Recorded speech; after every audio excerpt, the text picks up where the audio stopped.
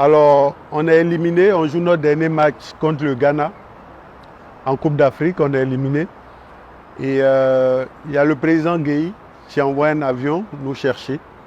Moi, je devais retourner jouer un match de Champions League. Donc, on nous dit que le président veut nous voir à Abidjan. Donc, on prend l'avion et puis on arrive.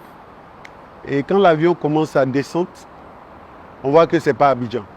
Parce qu'Abidjan, c'est plus éclairé.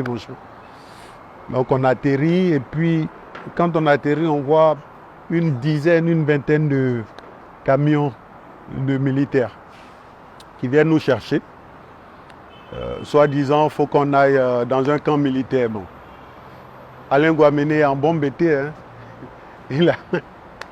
Pendant 1 heure, il n'a pas accepté de monter dans le cargo. Et c'était des discussions. Et finalement, les autorités nous ont convaincus d'y aller. Puis on arrive à Zambaclo. On est parti du Ghana à 18h. Hein, et à 22h, on arrive. On avait faim. Et avec du pain et des sardines. Et les joueurs ont refusé de manger. Bon, avec DSH qui était mon voisin, on a pris 2 pains avec des sardines, on a mangé. Et on est allé en chambre. On revient, il n'y a plus de pain, il n'y a plus de sardines. Donc on a compris que finalement les autres avaient mangé aussi.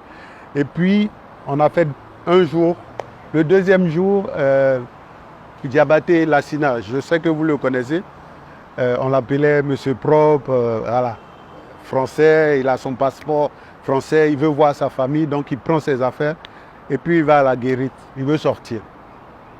Donc les 2 petits c'est des caporaux là, ils sont là et puis ils disent, est-ce que depuis que vous êtes là, on a touché quelqu'un? Parce que nous, on l'a suivi un peu pour voir comment il allait faire. Donc, on lui demandait, est-ce que depuis que vous êtes là, on a touché quelqu'un? Il tourne, il se plaint, ouais, moi je m'en vais, il faut que je rentre. Et les militaires lui ont dit, bon, si tu es un homme, sors. Et puis ils ont soulevé la barrière. Donc Diabaté, il a parlé pendant 5 minutes et puis il est retourné poser ses affaires dans la chambre.